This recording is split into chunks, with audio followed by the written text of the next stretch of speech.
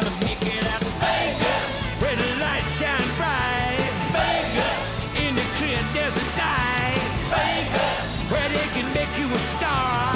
Vegas, at the NFR. NFR Extra is a podcast dedicated to the Wrangler National Finals Rodeo and features icons and personalities that embody the Western lifestyle.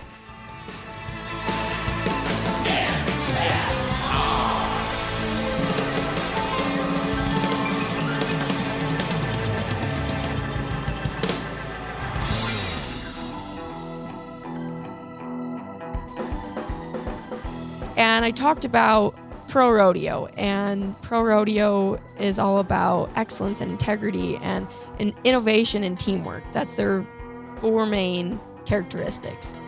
And that's what Miss Rodeo America is too. And I think I can relate with that question about bringing people in is because I was once a rodeo fan. That's all it was for me. And so now this year when I put that into work and I can actually invite people to the rodeo and see them get excited when it's their first time coming, I relate to that. This is Brylan Bentley, and you're listening to NFR Extra.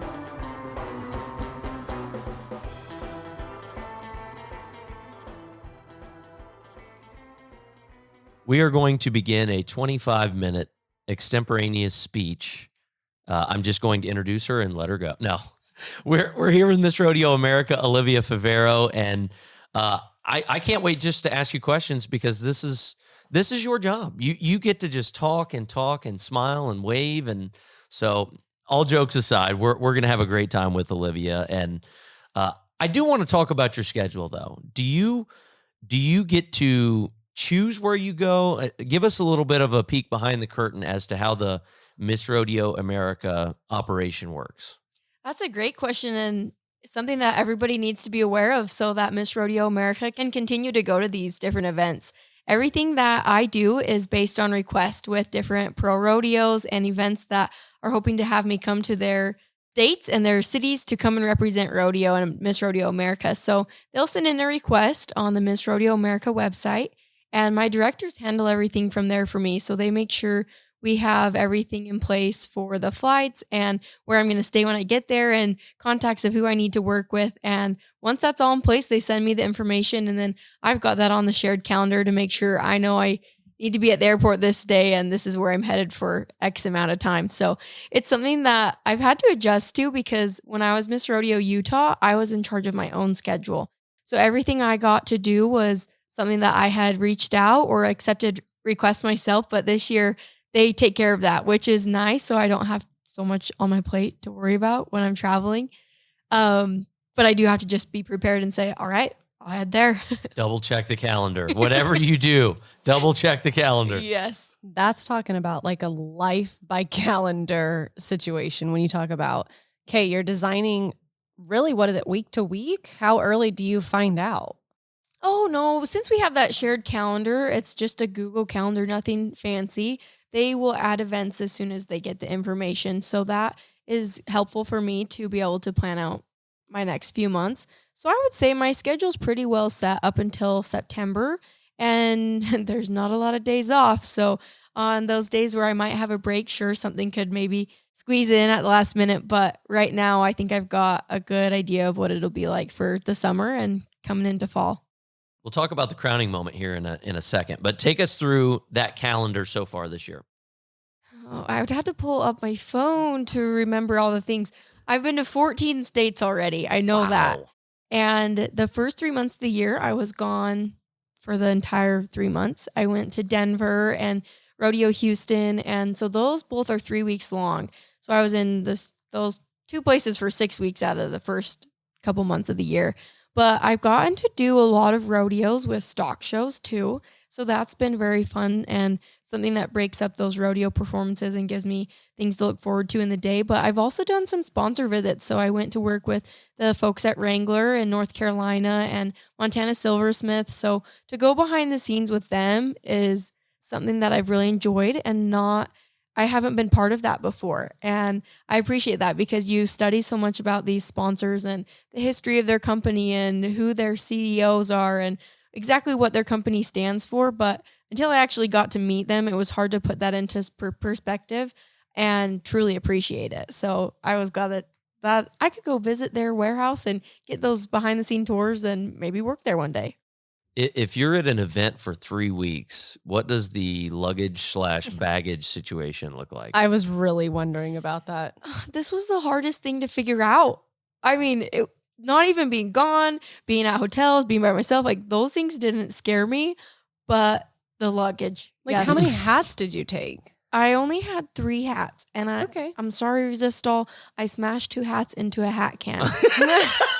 Hey, I have to smash them, and I get there, and I hope that the shape's okay, and if not, I find someone to fix them up for me. But the hats, yeah, I travel with 2 in a hat can, and then I wear one, and my suitcases were the bigger deal. And so I packed for Denver and thought that I could probably fit more into a suitcase than I really could. Here's the deal. The suitcase and fitting everything in it is not the problem. It's the 50-pound weight limit. Yeah. How many pair of chaps do you have? I usually just travel with 2. Okay. But those alone are... Well, no, that's what I'm saying. Those are heavy. I mean, it's 8-10 pounds at least, right? It's Somewhere like in there? quarter of a saddle. I have to put my chaps in my carry-on. Oh. And my autograph sheets. Okay. I'll bet you my carry-on is about close to 50 pounds by the time it's those 2 pairs of chaps and autograph sheets. And even then, when I was gone for the 3 months of the first part of the year, I had my mom ship me some clothes, and I would ship her stuff home. And I had a friend come to visit, so she took 1 suitcase home with clothes and brought me more stuff. So it was a lot of transferring and just trying to figure out how I could keep as much stuff as possible and still be under the weight limits. So do some of your custom outfits come with custom care instructions? Because there are quite a few different materials that you wear. I try and be cautious about how I'm packing those right with the crystals and the leather and embroidery on the shirts, but they're pretty durable, which the designers, they do a great job. They've been in the business for a long time, most of them. So I'm sure they've learned a lot of different ways they can make the shirts sturdy for us, especially when you're riding and you're in the heat. And so really I haven't had any problems with that. I pack them in my suitcase, but I, of course, fold them nicely and try and keep things organized. I'm a very organized person, so packing is something that I can do and keep everything tidy. How long does it take to get ready in the morning now? Now that you've been here, you've done it, you're traveling at this point, what does a get ready session look like at this point? Yeah, it's about an hour and 15 minutes. Sure, today for the photo shoot media day, I spent a little bit longer, okay? Because on days that I know that I'll be behind the camera a lot, I take more time to do all that. But when you travel every single day and this is your job and it's early morning, late nights, you've got to be able to get it down to a science and get it down quick so that you can get some rest too. So you start out in Utah, and that pageant ends where for Miss Rodeo Utah? At the Miss Rodeo America pageant. No, I mean, sorry. for getting crowned for Miss Rodeo Utah. Where are you crowned for Miss Rodeo Utah? In Ogden, northern Utah, and that's my hometown. So Miss Rodeo Utah is how I found out about rodeo queens. Oh, really? I went to the Miss Rodeo Utah pageant, and I saw the coronation at the Ogden Pioneer Days Rodeo, which was just a family tradition for my family. We would go on the 24th of July, which is our statehood celebration, and the reason we picked that night was for the fireworks at the end of the rodeo, but I was there for the rodeo queens. And I was making sure to watch that coronation and see the girls ride in the arena on horseback and get their autographs. So to actually compete for Miss Rodeo Utah was the first full circle moment I've had in this career. And then to be at Miss Rodeo America as Miss Rodeo Utah was the cherry on top. Wait, so backpedal before this then. Did you grow up in rodeo? Not in rodeo. My grandparents on both sides of my family had horses. Okay. And they were essentially pets. They used them in the mountains for pack trips. And my grandpa raised Clydesdales and showed them in the fair. But when I was starting to take interest, none of my cousins ride. My siblings don't ride. My mom and dad, they don't ride. And so they know how to. It's not their hobby, right? So it was just me being very persistent and saying I want to do that one day. But my parents didn't have any resources to get into rodeo. So lucky for me, the receptionist at my mom's doctor's office, she was very nice to me. And again, I was 6 or 7 at the time, and she would ask what I liked to do. And of course, I told her I liked horses. I was a little horse girl. And then she said, well, do you like rodeo queens? Would you want to be a rodeo queen? And her daughters competed. So they helped me with interviews and modeling and gave me an outfit to wear. And um, they have been part of my journey the full 15 years I've done this. And right before Miss Rodeo America, one of her daughters said, you're doing this for the girl in the pink shirt. So remember that. Oh my So gosh. that meant a lot to me. And I'm glad that I've still got them in my corner and can cheer for them too in their stages of life now too. That's awesome. All right. So take us to the Miss Rodeo America pageant, because it has changed. We were talking about the virtual horsemanship, which is a little different. But take us through that week and what you do whenever you show up here in Vegas. Vegas, it's totally different when you come for the Miss Rodeo America pageant. And it turns into Cowboy Town, as many people will say. But for Miss Rodeo America and Pageant Central at the South Point Hotel and Casino, we do so much there during the week. And we're actually in the downstairs by the casino a little bit. So we're able to see some people there when we're going to and from events, because we'll do some in the showroom downstairs. And so anyways, we'll go from day one, right? You check in, you get all situated, and they've added a day to the pageant, so it's 8 days long now. And that first day is just to check in and have an orientation and get ready for the week ahead. And then we start out with official introductions on stage. We do interviews a few days a week. We do a group interview, which is a judging activity with 5 or 6 ladies in the room. So that was something I really enjoyed. And then the virtual horsemanship this year, we have speeches on stage and fashion show. Now, fashion show is towards the end of the week on Friday, and then Saturday's kind of a slower day, and then Sunday's coronation. But okay, so we checked in on a Sunday or a Saturday, but all the days until fashion show, we have fashion show practice. And it's not just like Every day. let's practice for a few minutes It's like a here full or there. dance. It's like 7 hours a day. It's a dance? We Usually. do multiple dances. Yeah. Like what kind? Like TikTok dances or like? Oh, no. We have a professional choreographer come, and they actually send us the dances before. So we got the choreography in October, so we can learn the dances and go to the pageant already knowing what the dances are. But of course, none of us really dance. I mean, maybe we did as kids, sure, but you probably don't remember all those skills years later for the Miss Rodeo America pageant. So they had a lot of fixing up to do when they got us.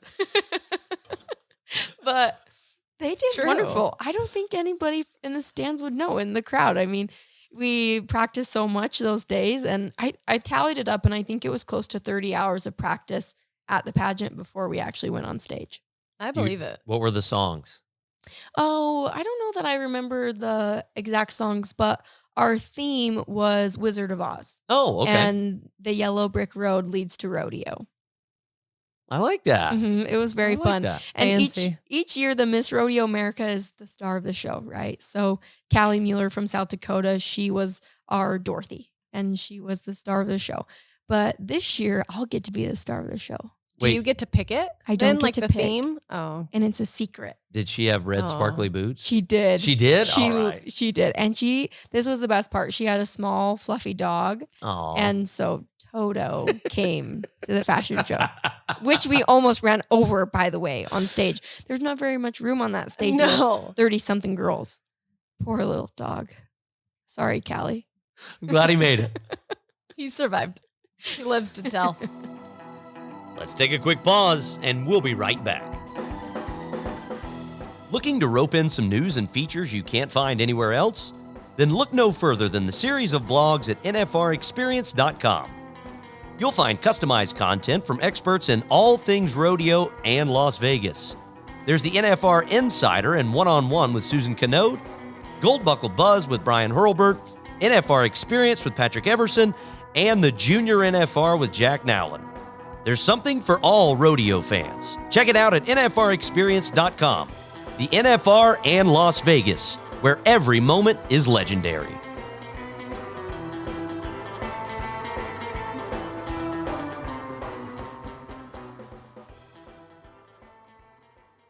So you have to make some lifelong friendships though when you're going through this, because there's people that you're in the bunker with, if you will. I mean, you're spending an innate amount of time with these people. And to add to that, you don't have phones during this time, correct? Oh no, I missed that part. No phones.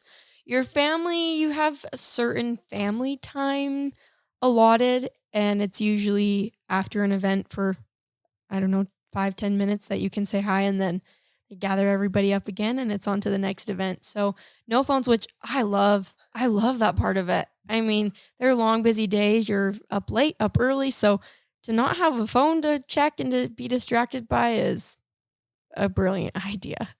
It keeps you in the moment too, though. I mean, that's one thing that people say about the Masters golf tournament, is when you go and you experience it, you realize you are there and you're a part of it. And I think in my opinion, it gives you an opportunity to truly see who these other ladies are that you're competing with, like who they really are, not just the front that somebody puts on, a profile or whatever. You get to truly have, genuine conversations and spend genuine time with these individuals that are trying to accomplish the same goal you have. Mm-hmm. And that was what was so fun.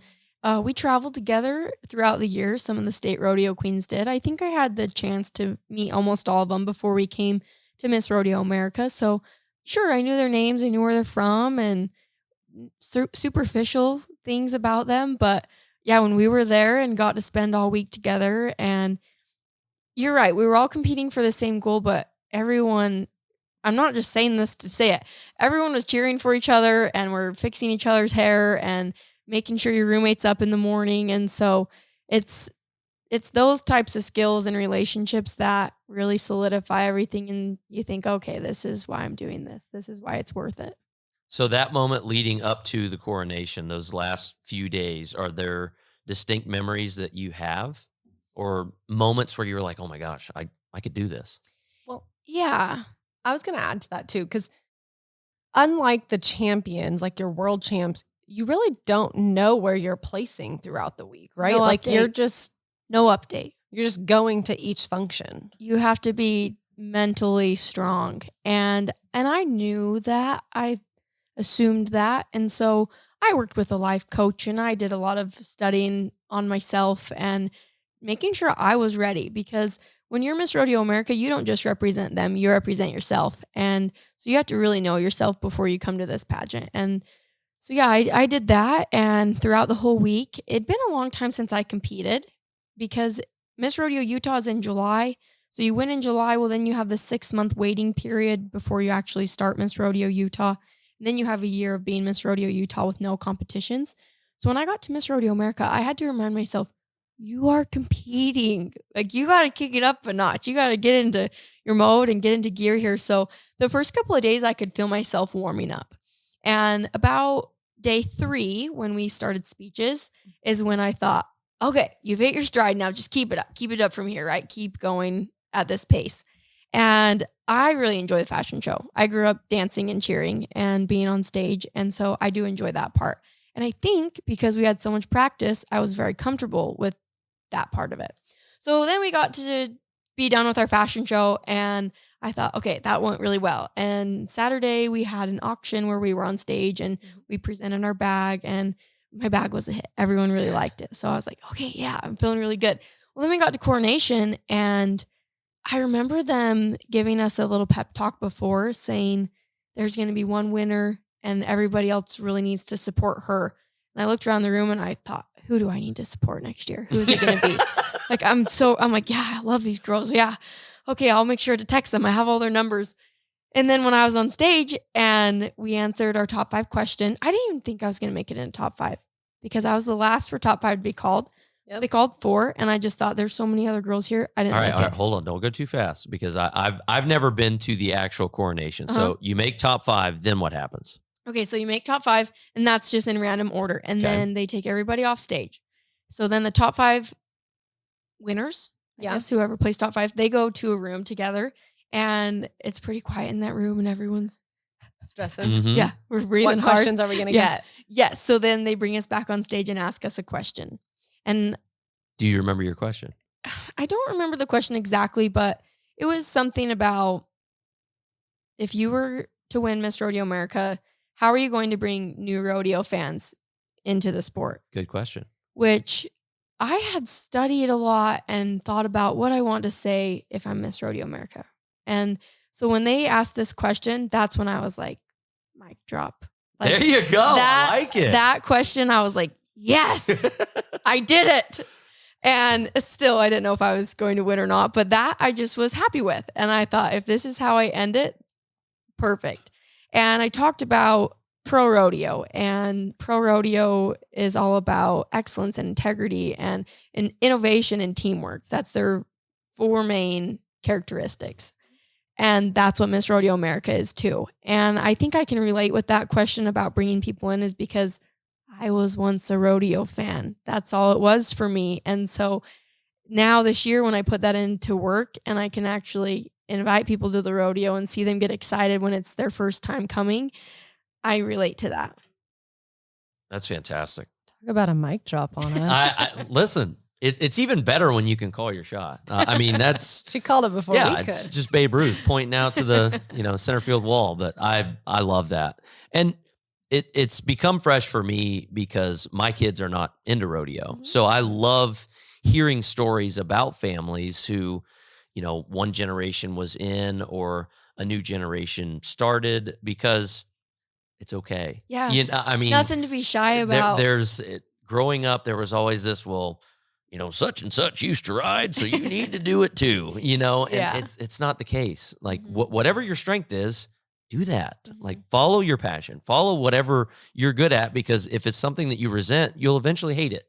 So you need to do things that you're passionate about and follow those passions, because that will keep you moving forward when there's times that you have to get into 4-wheel drive and keep digging. Ironic that you talk about that, because that's all about what I want to represent. And platforms used to be bigger for pageants and rodeo queens, but it's not anything that's required. So the ladies who have platforms, that's something personal to them that they've just chose to represent. And mine is, I call it enjoy the ride. And it's all about that. Just being passionate about what you love and chasing after those dreams, because that's what will really fill your cup.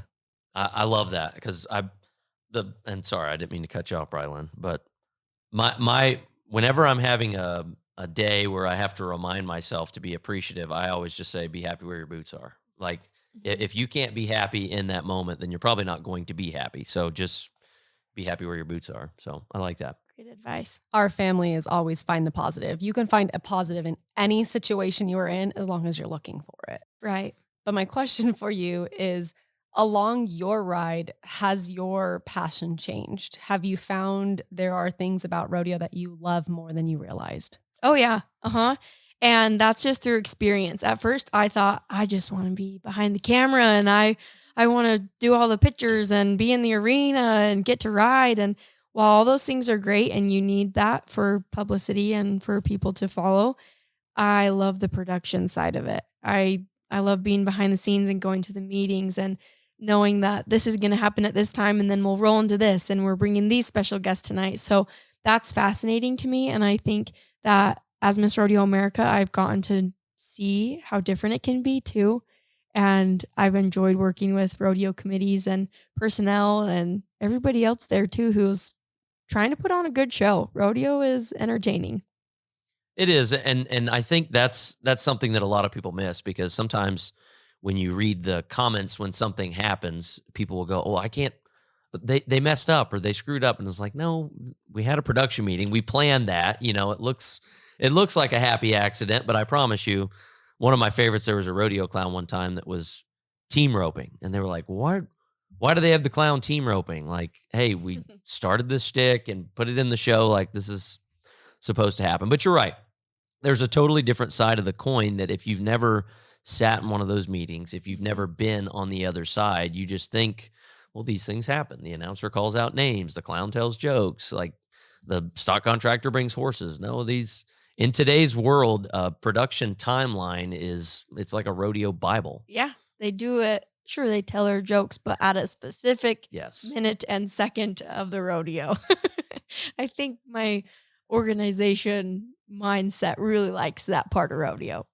Do you have a plan for after the crown? yes and no. Where do I want to go You with don't this? have to. Yes, I have a plan, but I try not to be too solid into that plan because I think it can always change. And I plan to go back to school to finish my degree in communications and public relations. I'm 36 credit hours away, so I'm really close. So close. And with all my scholarship funds from Miss Rodeo America, I will be totally set to finish that. And then maybe do more after that too. So I look forward to seeing where I end up in school if I go for a master's or shoot, I have my cosmetology license too. So I thought about doing some more training for that too and maybe using that a little bit more. But of course, I always see myself in the Western industry. And I think the past 15 years is that my role in the Western industry has been a rodeo queen, but after this, it's going to open up a lot. And I'll be done with this side of rodeo, but maybe I can step into a new side. So looking forward to it for sure. Since you've been able to travel so much, what's a part of the country that you've gone to as Miss Rodeo America that you had never been to as a civilian? Sure. I just got back from Guyman, Oklahoma not too long ago, and I had a really great time there. These small town rodeos have been really fun for me because the place I call home in Taylor, Utah, it's small, but not small like these small towns are. So when I go to these places and I see the community come together and the crowd comes from who knows where, I mean, the stands just fill up and I don't even think they have that many people in their town. It speaks a lot of volume that people enjoy this rodeo and it's a tradition that they're looking forward to year after year. So Guyman, Oklahoma, that was a really fun one to be at and experience their small town.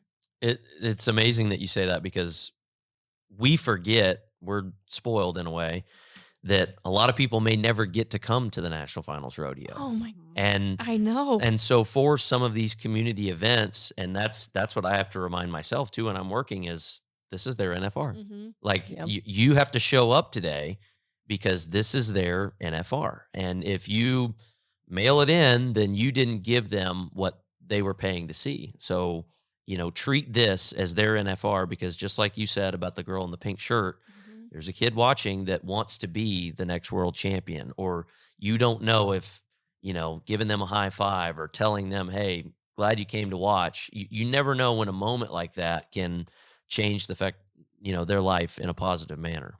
Right. And what a easy way to do so.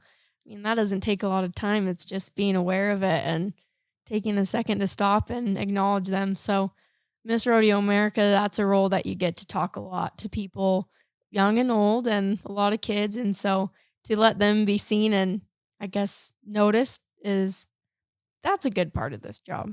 Amen. Well, Olivia, we appreciate you carving out the time for us today and being with us here on the NFR Extra and keep doing what you're doing. You're an awesome representation of Miss Rodeo America, and we can't wait to see where the next chapter takes you. Thank you. Thank you. Want to experience more of the NFR? Then visit NFRExperience.com, and we invite you to subscribe to NFR Extra on Apple Podcast, Spotify, iHeartRadio, and wherever you're listening right now. If you like what you've heard on NFR Extra, we would love it if you gave us a 5-star rating and tell your friends how to subscribe.